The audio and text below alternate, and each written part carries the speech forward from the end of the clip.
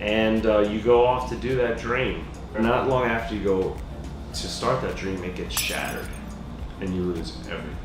You're broke, jobless, seemingly abandoned. Has that ever happened to any of you? It sure as happened to me. That was my story.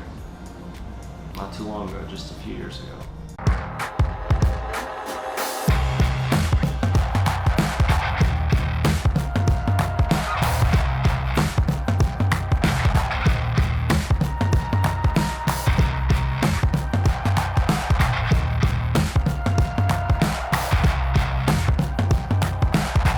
I'll tell you all about why shifting perspective can make all the difference. When you're having a great day, it's easy to get stuff done, right? Handling problems, working out, knocking that report out at work. I mean, even traffic doesn't seem all that bad, right?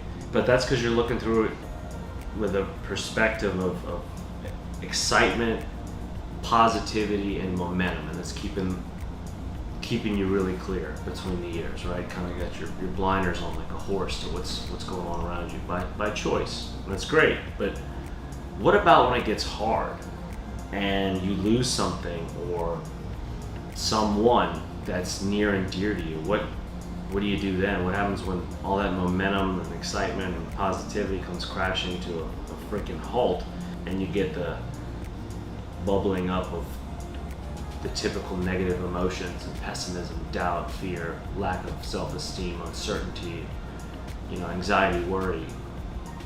Then what? Who are you? How do you act? How do you react? I'll tell you a story. Life seems great. Your life seems great. It's going well. You're happy. You're healthy. Your family seems to be in order. Work is going really well, and things are unfolding as they should. You're right where you're supposed to be. Then an opportunity comes knocking. It's far away. It's a pipe dream. It's a one in a million, but it's an opportunity of a lifetime. It seems like, at least, right? But you would have to bet your future on it, and a lot, pretty much everything to go for it. Your family thinks you're crazy. Your friends think you're crazy. You're going to abandon a career, uproot everything you've worked for and the place that you've done it at, and all this stuff to get established and tirelessly try to prove yourself over and over and over. And you're going to walk away from friends and money, stability, everything. And you go off to do that dream. Not long after you go to start that dream, it gets shattered and you lose everything. You're broke, jobless, seemingly abandoned. Has that ever happened to any of you? It sure as happened to me. That was my story. Not too long ago, just a few years ago. We all deal with ups and downs, and none of us is exempt, that's for sure. But how we respond in those moments, I can't say this enough. Like, do you fold up like a paper bag? Do you keel over and die? Or do you press onward? Do you stand back up, go after it one more time, say there's still fight left in me, there's still air in my lungs, there's still the ability to stand and dig in with my heels and stomach this? I mean, because to me, that's the moments where we find real character. When your back is against it, you find out who you really are. I remember watching this show on MSNBC called Lockup. You guys remember Lockup? Going around prisons, talking to inmates, kind of documenting life and whatnot. I remember this one particular episode. It was an inmate in solitary confinement, and he was being interviewed, and he had some behavior issues and was like notorious for having numerous altercations during cell extractions with the SWAT team, where like he wouldn't comply or cuff up, as they say. I thought it was just really cool to see that, because like, here's this guy who's basically got nothing to live for in the proverbial sense, or maybe from the outsider's perspective sense. No material things. He's got dignity and freedom and choice and all these things taken away from him. He's barely got any belongings. He's got nothing to do but have the will to carry on if he chooses to. Like, that's what he's clinging to, right? And while the film crew was on location, he didn't comply again, and they raided the cell, and like the guy got his ass kick, got his teeth knocked out, and he was talking afterwards, and his blood all like coming out of his mouth. And I was just like, God damn, man, you know, like they knocked dude's teeth out like on the show. I mean, whether there was some Hollywood in that, I don't know, but like, you know, missing teeth, they don't just fall out. But like, when they asked him about not cuffing up, he's like, when they come in and tell you to turn around and back up against the wall and cuff up, he's like, if you turn around, you're a bitch. Said it just like that, matter of fact, dead eyes. And this isn't like a big dude by any means. Mid-40s, white guy, not too big, thinning hair, slender build, certainly didn't seem like physically imposing.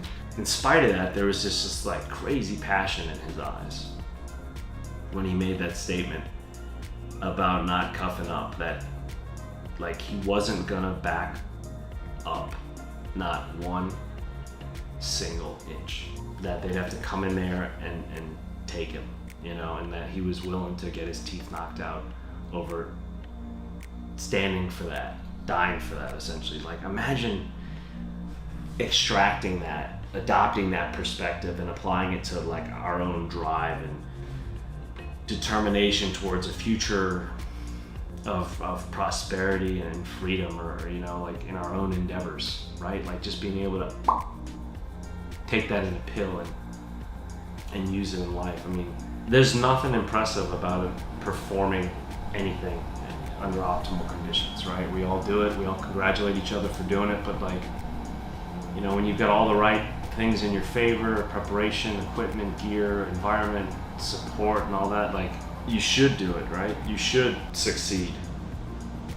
I mean, the environment is tailored for success, but like, what about someone who's had their soul ripped out and stomped on and still refused to back down one single inch? Like, give me that guy's, what do you call it, je ne sais quoi? Like, I don't know, his mojo, whatever that is, his die hard.